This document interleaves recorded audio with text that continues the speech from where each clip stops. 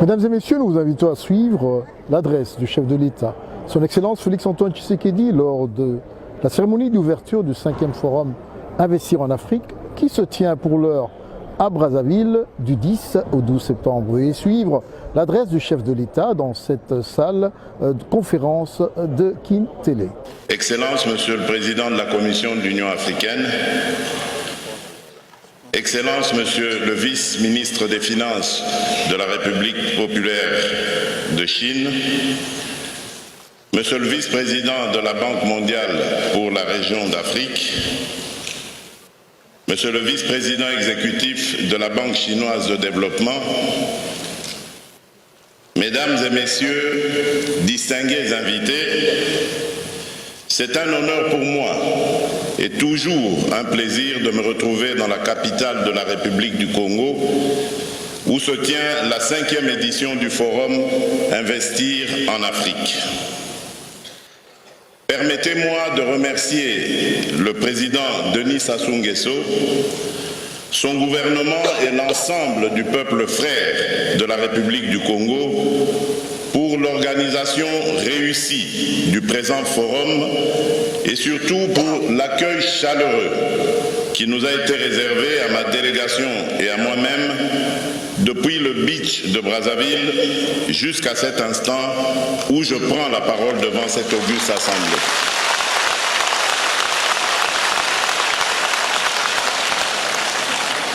Je salue l'initiative de ce forum et j'adresse mes félicitations à la République populaire de Chine et à l'Union africaine pour leurs efforts inlassables visant la création d'un environnement propice pour soutenir les investissements et le développement durable en Afrique. Je salue également l'engagement de nos partenaires de développement, notamment la Banque mondiale, le Fonds monétaire international, la Banque africaine de développement et l'Union européenne. Leur accompagnement sera décisif en ce moment où l'Afrique a l'urgent besoin de rattraper son retard en matière d'infrastructures. Mesdames et Messieurs, distingués invités, poussée par sa démographie galopante et son ambition d'émergence, l'Afrique fait face à un criant déficit en investissement pour rattraper son retard.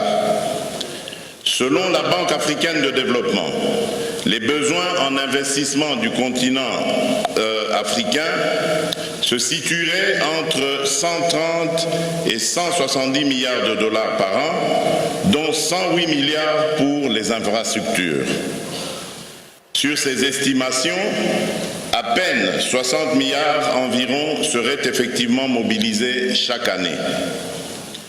En dépit d'une performance solide en termes de croissance et d'une rentabilité des investissements supérieure à celle des pays industrialisés, et au regard d'immenses ressources humaines et naturelles dont elle dispose, l'Afrique se bute aujourd'hui à un sérieux problème de mobilisation des capitaux, aussi bien en interne que dans de nombreux pays développés, pour assurer le financement de ces projets d'investissement. Depuis le début des années 2000, l'appétit des pays africains pour les investissements en infrastructure a conduit nombre d'entre eux à gager leurs matières premières pour assurer ce financement. Le résultat de ces expériences est aujourd'hui fort mitigé.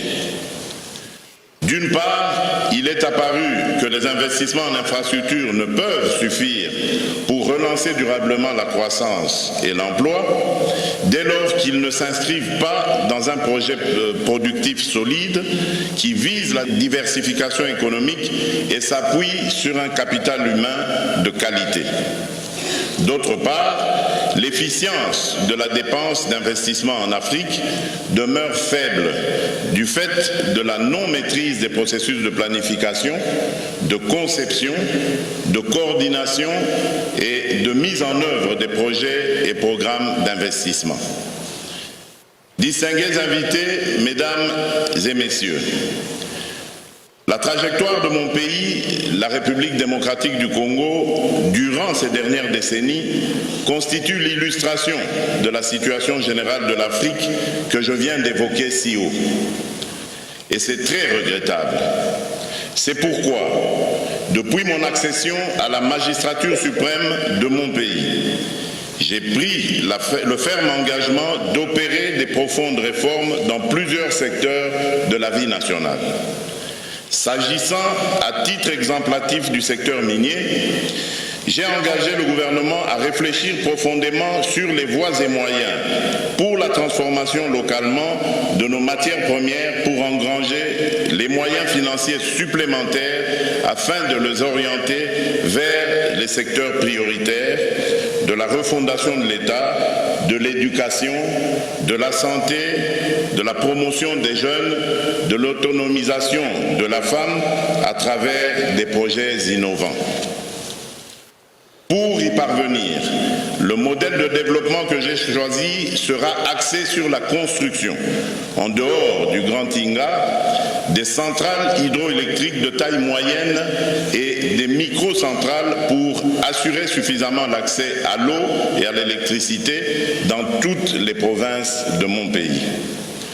Car selon les statistiques d'une étude récente menée par le PNUD, 76 000 villages de la République démocratique du Congo disposent chacun d'un potentiel capable de lui assurer son autonomie en électricité. Mon ambition étant de financer l'agro-industrie pour les revenus provenant de la commercialisation des matières au sol de la République démocratique du Congo et les populations vivant dans les milieux ruraux, dont la principale activité est constituée de l'agriculture, de l'élevage et de la pêche, vont à coup sûr voir leur quotidien s'améliorer considérablement et participer aussi de façon équitable à l'échange entre les milieux rural et urbains. Ceci va améliorer les performances en matière d'emploi et de développement humain qui sont demeurées faibles et en faible progression, même quand le pays a connu des taux de croissance proches de 10% entre 2012 et 2015. Lorsque cette croissance est portée par le secteur minier, elle est très peu créatrice d'emplois. Le dit secteur ne contribuant que pour 4% de l'emploi créé en République démocratique du Congo. Voici pourquoi j'ai choisi l'agriculture comme un des piliers phares de ma vision pour la diversification économique, pour mettre mon pays à l'abri des chutes des cours des matières précieuses, parfois imprévisibles. C'est fort de toutes ces expériences et pour assurer une meilleure productivité ainsi qu'un plus grand partage de la valeur ajoutée au profit de mes concitoyens que j'ai décidé de faire du capital humain le centre des préoccupations du gouvernement durant mon mandat. Les 3 priorités que j'ai fixées à cet égard sont: premièrement, rendre effective la gratuité de l'éducation primaire dans l'enseignement public tel que l'exige la Constitution de la République.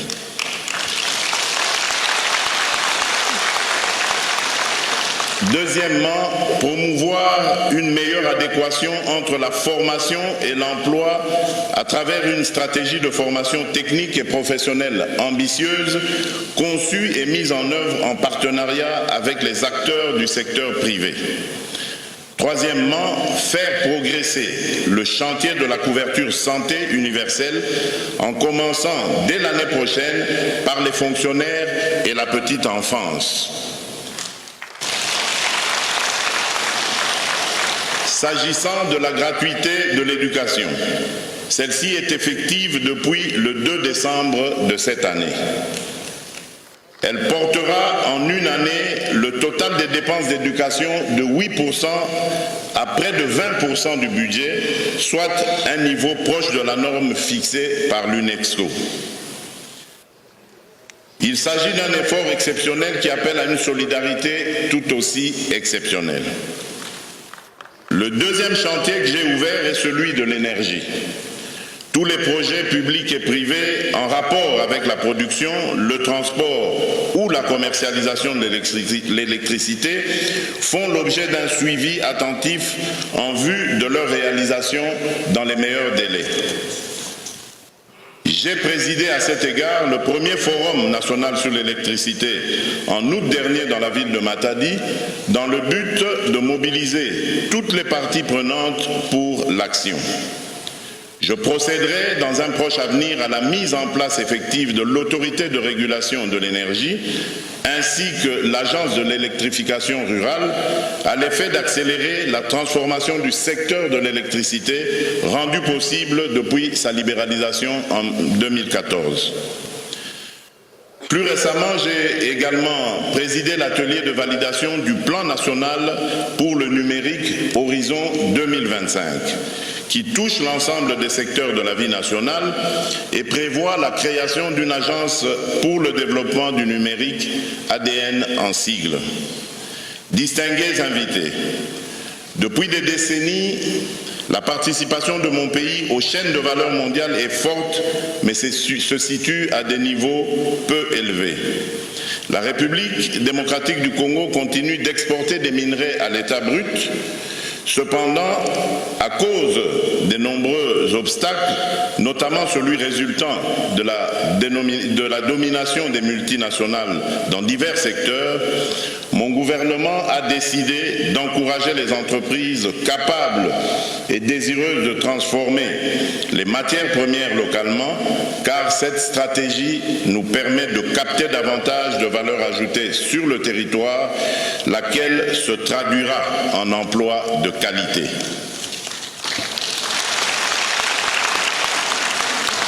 Mesdames et messieurs, distingués invités, si investir en Afrique est important et urgent, c'est aussi parce que nous avons l'impérieux devoir de mettre à la disposition de notre continent de nouvelles sources d'énergie et de nouveaux modes de production compatibles avec la préservation de l'environnement. Nous sommes la dernière partie du monde à entrer dans l'ère industrielle, mais nous sommes également le dernier rempart de l'humanité pour sauver la planète.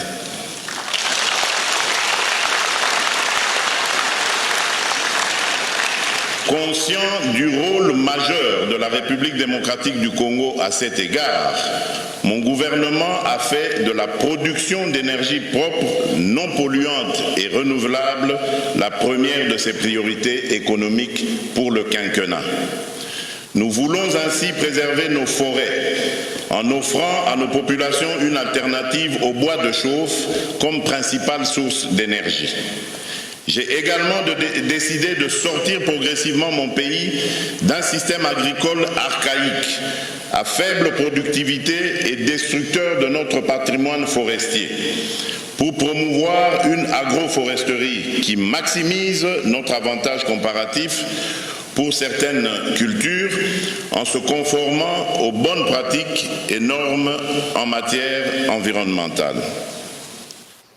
Plus généralement, la question environnementale cesse d'être une préoccupation sectorielle, mais concerne l'ensemble de nos politiques, programmes, projets ou plans de développement de manière transversale. Distingués invités, mesdames et messieurs, nous nous sommes fixés l'objectif d'accroître très significativement le volume d'investissement en République démocratique du Congo au cours de ces 4 prochaines années. Nous sommes conscients que l'investisseur, qu'il soit public ou privé, sera particulièrement attentif à l'évolution du climat des affaires dans mon pays. Voilà d'ailleurs pourquoi j'ai d'ores et déjà engagé plusieurs actions visant à essayer d'enrayer toutes les tracasseries administratives, la multiplicité des taxes, les contrôles intempestifs en dehors de ceux fixés par la loi en la matière pour créer une véritable sécurité juridique en faveur de tous ceux qui auront choisi d'investir en République démocratique du Congo, nationaux comme étrangers. Ils seront, croyez-moi, réellement protégés pour autant qu'ils se conforment aux lois du pays. J'ai par ailleurs récemment invité le secteur privé à une table ronde pour des perspectives meilleures d'une étroite collaboration entre le gouvernement et le secteur privé. Car dans tout ce que j'entends entreprendre, l'homme demeurera au centre de toute action. Enfin, l'occasion faisant le larron, je profite de cette tribune pour solliciter votre soutien à la candidature de la République démocratique du Congo pour la tenue prochaine de ce forum « Investir en Afrique dans mon pays ».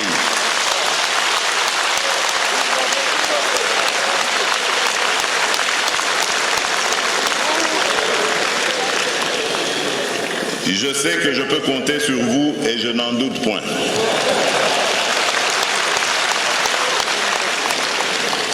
Mesdames et messieurs, distingués invités, dans mon propos, j'ai mentionné la nécessité d'améliorer la chaîne de planification en vue d'accroître l'efficacité et l'efficience des investissements. À cet effet, il me paraît indispensable de sécuriser un budget important pour les études de projet, de manière à disposer en permanence d'un pipeline des projets mûrs, ce qui en facilitera la mise en œuvre. Au-delà, c'est la chaîne de planification des projets qui doit être renforcée depuis la conception de projets jusqu'à leur réalisation. C'est de cette manière aussi que l'Afrique tirera profit des partenariats pour promouvoir la diversification économique et la création d'emplois. Excellences, Messieurs les Présidents, chers frères, Excellences, Monsieur le Président de la Commission de l'Union africaine, Excellences, Monsieur le Vice-ministre des Finances de la République populaire de Chine, Monsieur le vice-président de la Banque mondiale pour la région d'Afrique, Monsieur le vice-président exécutif de la Banque chinoise de développement, Mesdames et Messieurs, distingués invités, je demande donc à tous nos partenaires multilatéraux et bilatéraux, ici représentés, à soutenir nos efforts de réforme à la hauteur des enjeux du développement de la République démocratique du Congo. La République démocratique du Congo qui, par sa position géostratégique, au carrefour des regroupements économiques d'Afrique centrale, d'Afrique australe et d'Afrique de l'Est, entend jouer pleinement son rôle de hub de décollage de l'Afrique pour atteindre les objectifs du forum Investir en Afrique. Je vous remercie.